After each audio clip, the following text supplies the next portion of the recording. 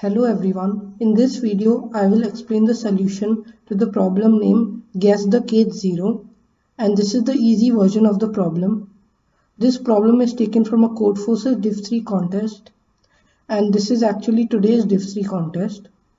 This problem is one of the first interactive problems which one should solve, and it uses a technique which is used in almost all interactive problems. So let's look at the problem statement.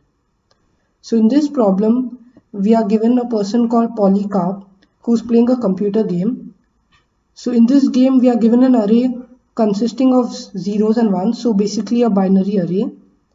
And Polycarp needs to guess the position of the kth zero one time. So in this case, t is 1, and he needs to find the position of the kth zero. So in the input, we are given n and t. In this case, we are guaranteed that t is 1. And in the second line of the input, we are given k. And what we need to output is the position of the kth zero in this array. So, and we can figure out the position of the kth zero by making up to 20 requests. The request which we can make is of the form question mark L and R, and the input which we need to read in is the sum of elements in the positions from L to R. So in the sample test case, we are given that we are not actually given the hidden array, but this is the hidden array, and in this test case, case 2, so we need to find the position of the second zero in this hidden array. So the correct output would be 5, because in this case the position of the second zero is 5. And after making some number of queries, we would arrive at this answer. So in the end, we would just output exclamation mark and with a space, and then we would output the value 5. For the full solution, let's make some observations. So the first observation or the first idea is that when we ask a query of the form question mark LR, what we get as the input is the sum of values in the array from positions L to R. So if the hidden array is H, then the value which we get as input is just H of L plus H of L plus 1 plus all the way up till H of R.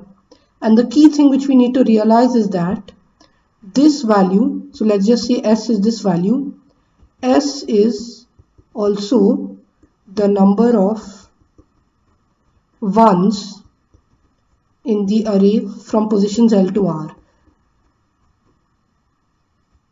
And the reason why this is true is because each value in the hidden array is either a 0 or a 1. That's why each 1 will contribute exactly 1 to the sum, and each 0 will not contribute anything to the sum. That's why when we give this query, what we are actually getting in return is the number of ones in this array from positions L to R. That's exactly what we are getting as the input when we ask the query. And the second observation is that we actually don't need to worry about subarrays which have a left index of L greater than 1. So we only need to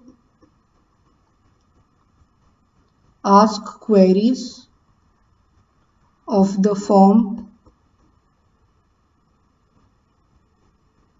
1 and R. And the reason why this is true is because let's look at what we need to output in the end. In the end, we need to output the position of the kth zero.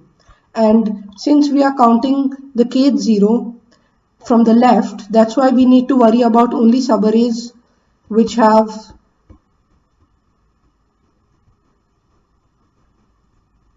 a left endpoint, which have their left endpoint at position 1.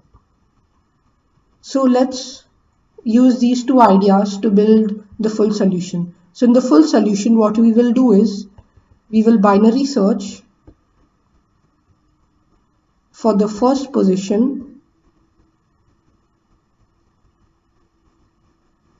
X such that the number of zeros from 1 to x in the hidden array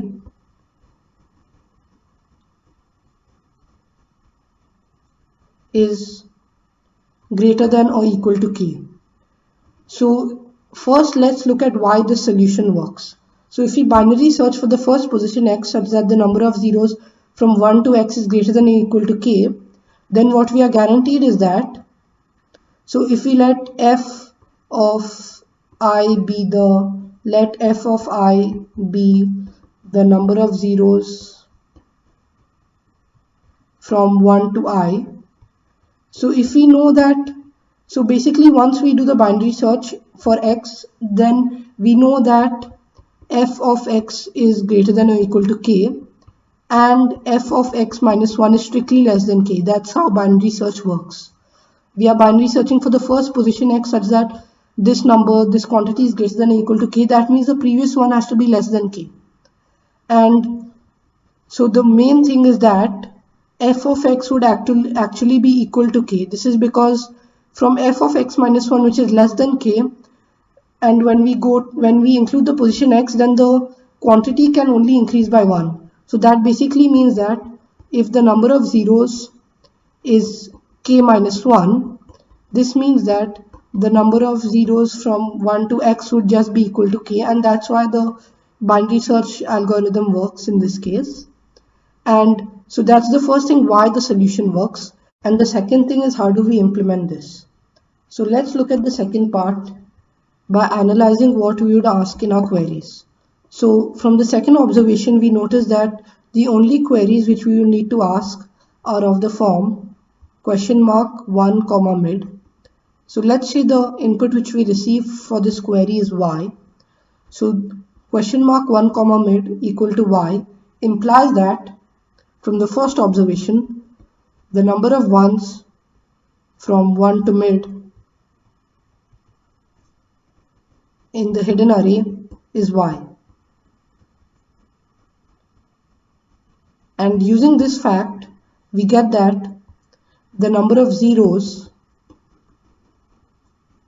from 1 to mid in the hidden array is just mid minus y. So that's all which we need to do in our binary search. We just need to ask a query of the form $1, comma mid. We need to input y, and we need to find the number of zeros which is equal to mid minus y, and the final condition would just be if this value mid minus y is greater than or equal to k, then we would set our answer to be, so the first position x in this case to be mid, and we would try to find a position closer to the left. So basically if L and R are our current pointers, then we would set R to be mid minus 1, and in the other case, when the number of zeros is less than k, then we would set L to be mid plus 1, because we need to find a position to the right which has the kth 0. So basically in this case we are guaranteed that the kth 0 lies in the right half, and in this case we know that the kth 0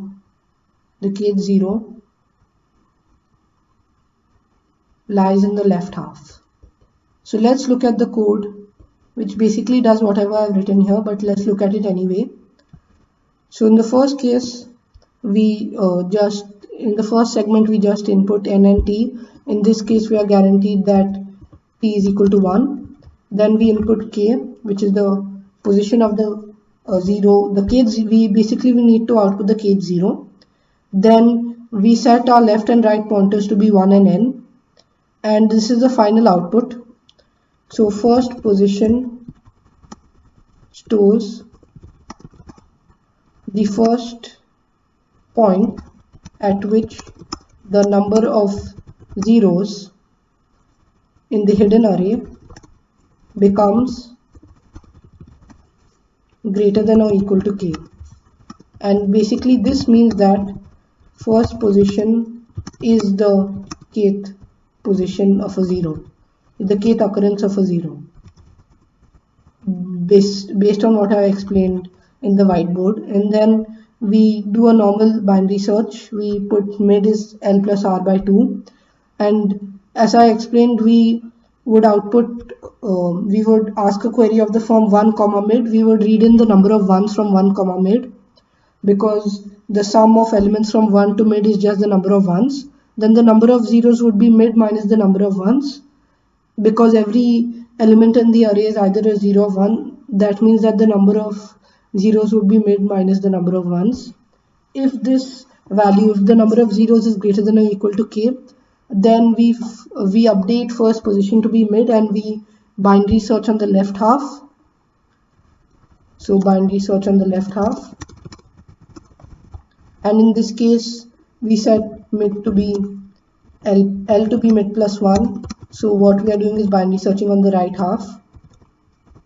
And in the final code segment, I have just outputted the first position, which stores the point at which the number of zeros become greater than or equal to k, which is basically the answer. So let's just submit the code to see that it gets accepted. As you could see, this was a simple interactive problem on binary search. And this paradigm of divide and conquer or binary search is helpful in solving most interactive problems. As you could see, this got accepted. So whenever you get an interactive problem, you should always think in terms of binary search or divide and conquer. So simple problems like these would require simple use of binary search, but more complicated interactive problems require the more general technique of divide and conquer. So if you like the video, please consider subscribing to my channel, and thank you for your time.